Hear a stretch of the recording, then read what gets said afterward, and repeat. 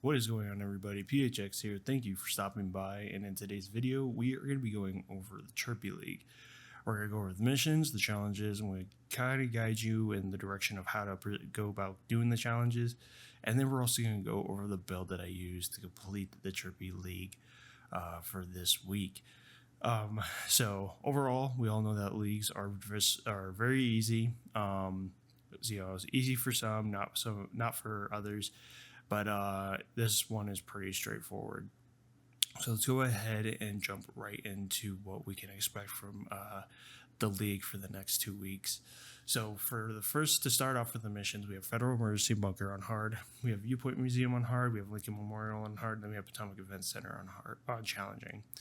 For me, I did Potomac Event Center first just because it is a little bit longer than the rest of them.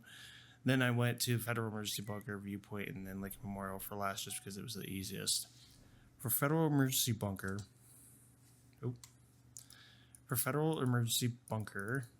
you want to complete it in less than 12 minutes. This one did kind of pose a little bit of a challenge just because of slight mishaps that I had while encountering the enemies within the mission. Viewpoint Museum, you want to beat it in under 14 minutes, so it's not too terrible. Lincoln Memorial, you want to beat it in under 12 minutes, so, very easy mission to do. And then the Potomac Event Center, you want to beat it in under 20 minutes. Very simple, very easy. It's longer than the rest, but, you can get through it pretty quickly. So those are the missions. Let's go ahead and take a look at the track real quick just to see the rewards that you will get. So you get the Chirpy League patch, you get gear crafting cash, weapon crafting cash, season cash, optimization, and then tier 6 through 10 you'll get your named item, season cash, optimization cash, air exotic, and you'll get the Chirpy League trophy, which is the little macaw that you see in the Manning National Zoo. Okay, so we went over the missions, we went over the league rewards. So now let's go ahead and take a look at the Hostiles Confused and the Outcasts Elites Eliminated. So to start with the Hostiles Confused, you have to get at 500 in order to total out for the challenge. And the best way to do this is probably to run an Eclipse protocol build that I ran along with the gunner specialization using the Banshee poles and along with using the Scorpio shotgun. And then next we got the Outcast Elites Eliminated. Have to get at least 250 Outcast Elites eliminated for this week's challenge. It isn't too difficult, especially with what I'm going to show you and how you can better be efficient when running this type of challenge. All right, so we went over the challenges, the missions, the league rewards, and now let's go ahead. I'll tell you about how to do the Outcast Elites Eliminated now, and also the Hostiles Confused. Then we'll go right into the build that I used for this.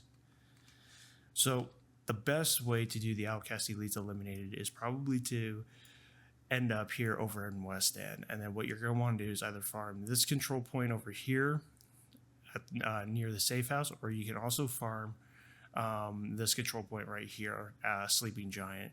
These two are going to be your best bet for doing the Outcast Elite Eliminated, especially because while you are doing these two control points, you have the opportunity to spawn rogue agents, you have the opportunity to spawn the resource convoys, and then the elite resource convoys and the elite patrols as well.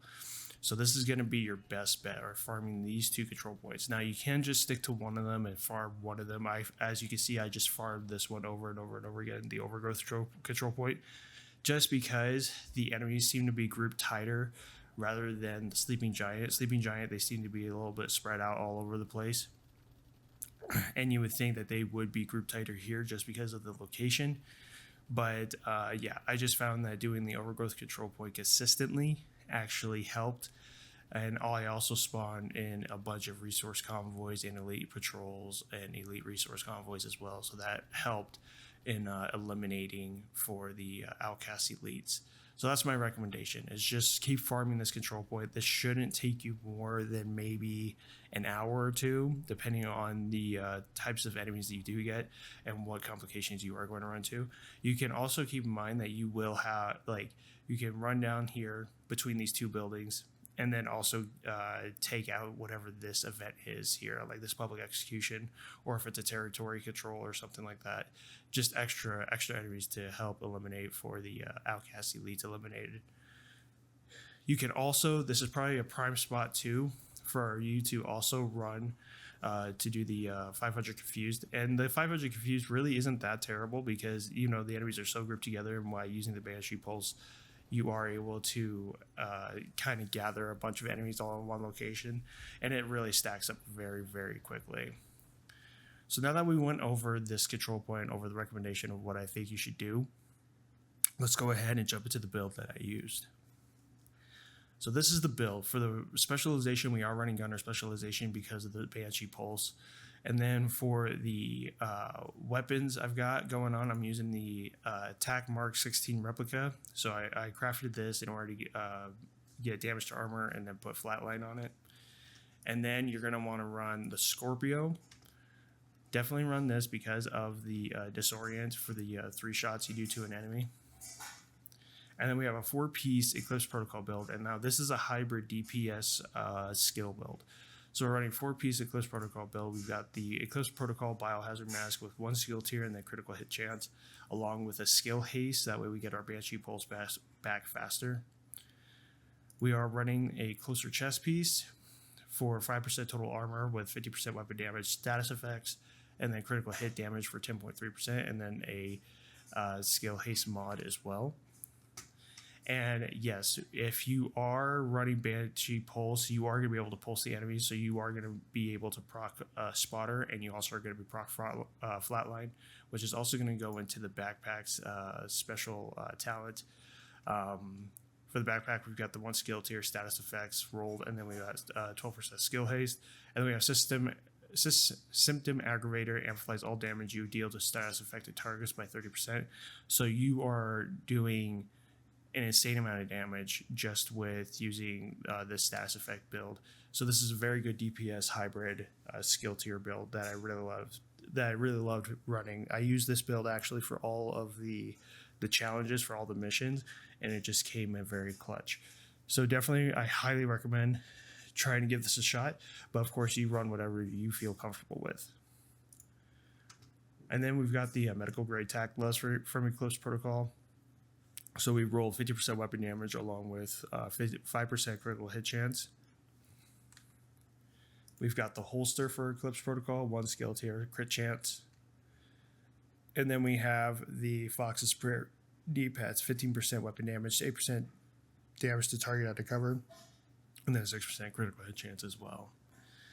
Running the Ballistic Shield, the Crusader Ballistic Shield, and then we are running the Banshee Pulse again, like I stated. So this is the build in a nutshell. Definitely recommend using it because of the way the Eclipse Protocol does spread the status effects to the enemies. So if you don't get an enemy within the cone of the Banshee Pulse, you will have a chance to spread that confusion onto the enemies if they are within the surrounding area within 10 meters. So definitely recommend it. This build was a lot of fun to use. And other than that, guys, I mean, that is pretty much that's the Chirpy League right there. So I really hope you guys enjoyed the video. I really hope you guys enjoyed the Chirpy League. It's a lot of fun to do. I'm not so much fond of the leagues, especially because they don't really pose that much of a challenge, but they still are a lot of fun to do just because it is something to do, and I like collecting the backpack trophies as well. So, you got the little macaw right there just chilling. So other than that, guys, that is it. That is all I got for you. I really hope you enjoyed the video. If you did, please leave a like. And yeah, other than that, guys, I will catch you guys around in the next video. Take care.